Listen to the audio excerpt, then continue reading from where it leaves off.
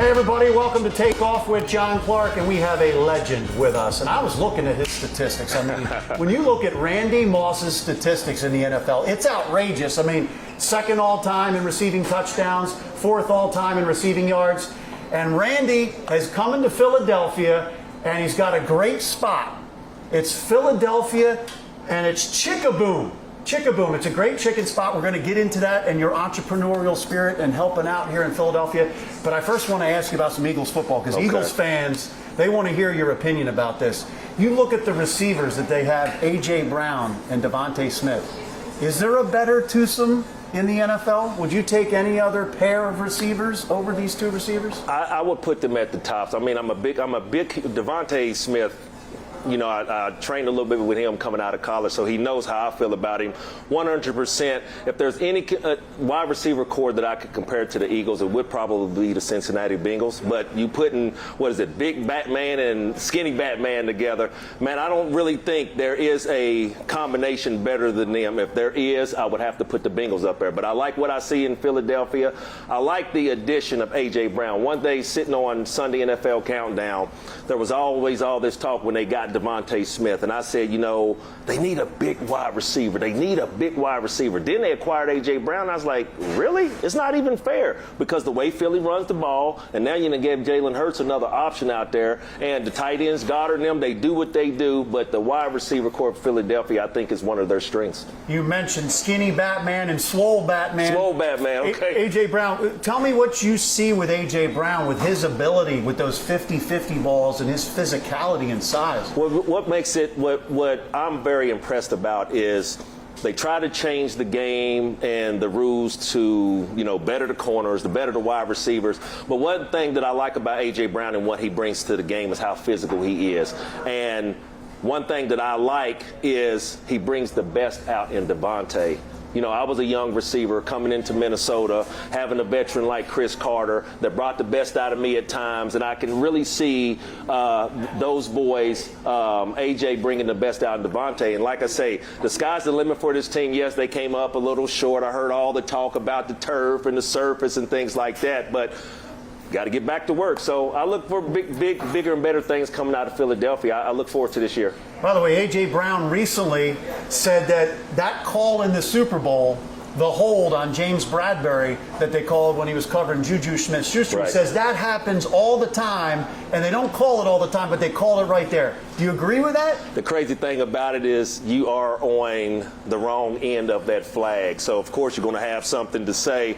But like I say, I've been on the positive note of a flag to go ahead and help us win a game, but I've also been on the negative side, too, just like the Eagles were last year. But one thing that I say in that situation is I always prepared or tried to prepare my DBs or the cornerbacks on the team to not do that in critical situations. And then guys will definitely, I've been in fights throughout my career of, hey man, if you're going to hold me during the week of practice, you're going to hold me in the game. Yeah. So if there's anything that I'll take from that and any type of words that I can tell any cornerbacks out there, man, practice during the week of not making that play on Sunday and then see how it fares on Sunday. But I think it was a call that turned the Super Bowl in the favor of the Kansas City Chiefs. But hey, you got to take the wins with the losses and the losses with the wins. So kudos to the Chiefs. So right now the Eagles are trying to do something that's very rare in the NFL, lose in a Super Bowl,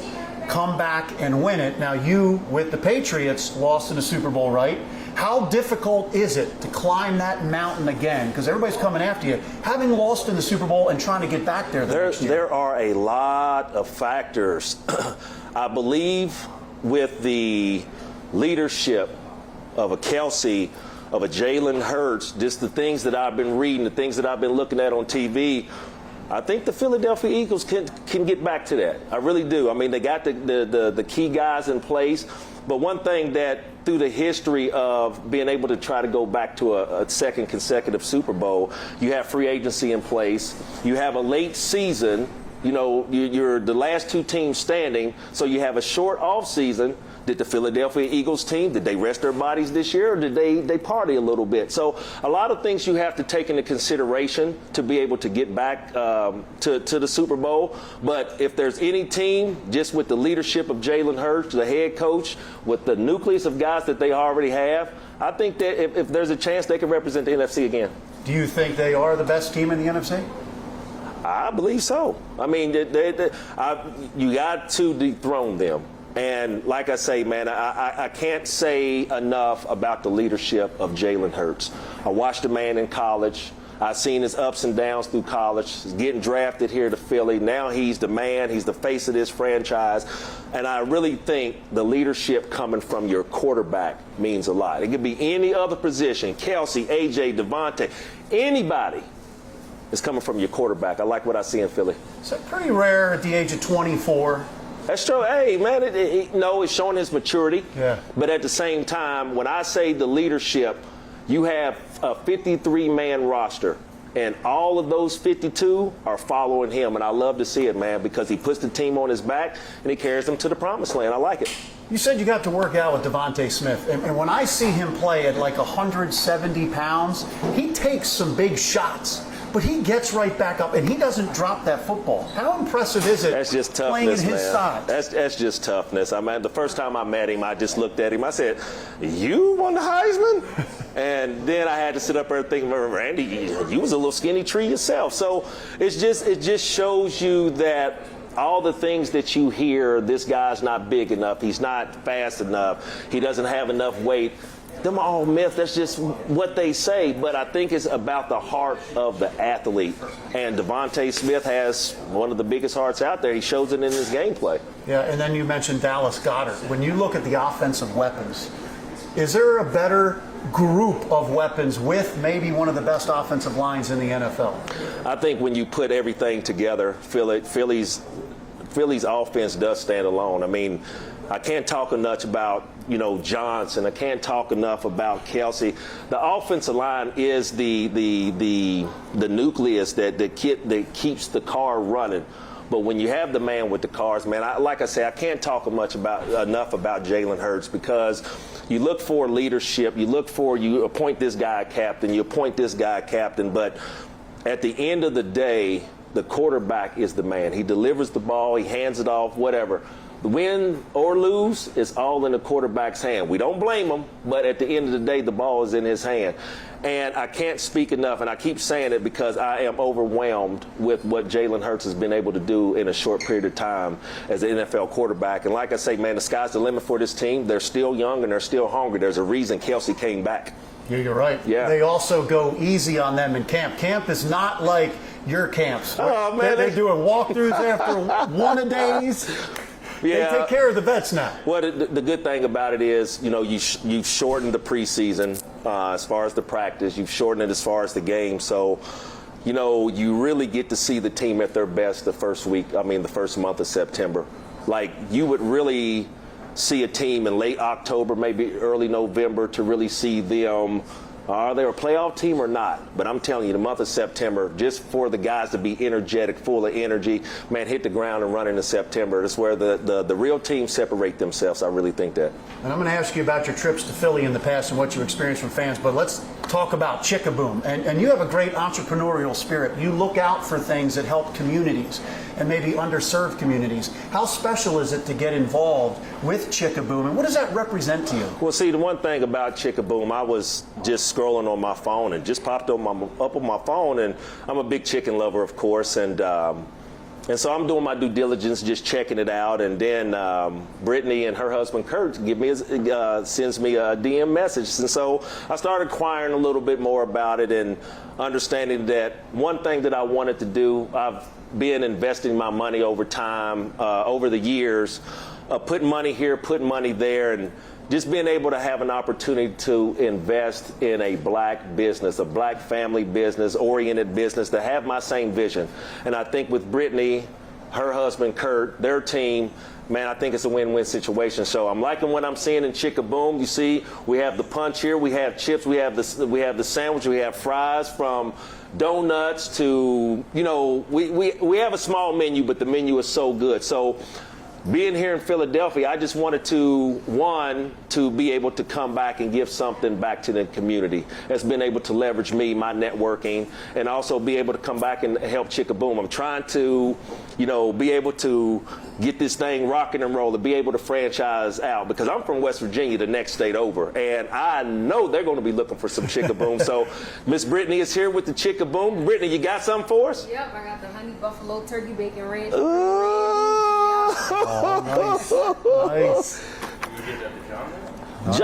John, this is one of my favorites. No, this is one of my favorites. Yeah. I want you to bite it. We're on camera. Let's go. We're on camera. You got to tell me what you think. All right, now let me ask you this. Yes. Before you got involved, did you taste all of the food? Did you need to know about the goodness? I had a whole spread. I had 4 or 5 sandwiches around me. I had the fries, I had the waffles, I had the donuts, I had the different types of drinks.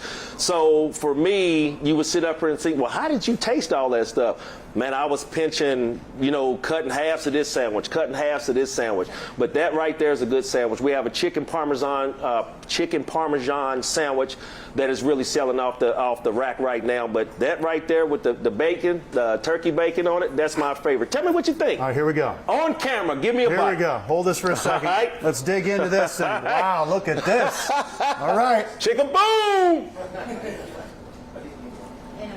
Wow. Tasty. Huh? Oh, succulent. Like juices. Okay. Like no dryness whatsoever. Okay. Wow, that is damn good. That's a damn good sandwich, That's huh? good. So are you going to sit here and watch me eat the whole thing? Man, I'm just telling you, I'm here. So I'm good. here to cater to you, so you can tell me what you think of our product. You know what I say? What? Boom! Boom! Boom! I appreciate That is Chick-a-boom. awesome. Chick-a-boom. That is so good. And you're in Philadelphia now. Right. You had trips here when you were playing in the NFL, and now this is in the Link. Yes. The Demand Music Center. We're at Love Park. Love Park. Yes. How special is that? And you're helping to give back to the communities here in Philadelphia and giving opportunities. One thing that I've always stood for is always giving back. Being able to go back to my roots, as we call it the streets, we call it the hood or whatnot. I never forgot where I came from. And just being able to team up with Brittany and her crew here with Chick-a-Boom, it's just a way of being able to open up jobs. And, our country is in desperate needs. And I've always said that we have an opportunity, and me have an opportunity, being able to, leverage my name, leverage my weight, and being able to just bring back to the community of Philadelphia. One thing about Brittany and her team that they really express to me is what they do for the community, giving back to the school drives and things like that. So that's something that I've always stood for, and at the same time that the city of Philadelphia hopefully was seeing me being a part of you all's city to come and give Chick-a-Boom some love. Yeah, and it's funny because you came to Philly a couple times, and maybe it didn't end the way you wanted it to on the field. Yeah. But tell me about the bus ride in to the Link. Did you experience the Philly passion from the fans along the bus ride or entering the stadium? Well, one thing you always hear about before coming to Philadelphia is the fans. They love their sports team, and it's just more on. I think my biggest experience for me is when I got in the old vet, being able to get into the Link, and just to be able to see stadiums with a lot of history. And, I always thinking about Philadelphia, I always think about the Rocky movie and him going up those steps. So when I came into the stadium, I'm sitting up there thinking, Philadelphia is not bad. It's not that bad. But I'm telling you what, to see Brian Dawkins come through that tunnel with his little celebration and see that the stadium light up, it makes hair stand up. But like I said, if I was on the Philadelphia team, I think it would energize me because this is a great energized place to play. Yeah, I remember a couple times you came and there was the big receiver matchup, even though you don't face each other, you and T.O. Yeah. And people were asking me the other day when I said we were going to interview you, who's the best receiver in NFL history? And Jerry Rice has the records. But who is the best receiver in NFL history?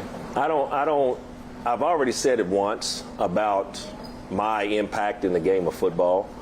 And I say it with confidence. I don't say it with arrogance. I'm not a cocky player. I put the hard work in. And I really believe the impact that I made on the National Football League would catapult me to be, if not one of the greatest. And I'm not, we're getting older. Just had a great time with Jerry Rice. And you would sit up here and think, we never talk football. And I think that's the mutual respect that we have from one another. I love Jerry Rice. I love what he stands for. I love what he was able to do in the National Football League. I followed him as a youngster. But for me to come in and set my mind to be able to accomplish what I accomplished, I stand on that. And from the get-go, you came out of the gate, and I remember that Thanksgiving Day game in Dallas.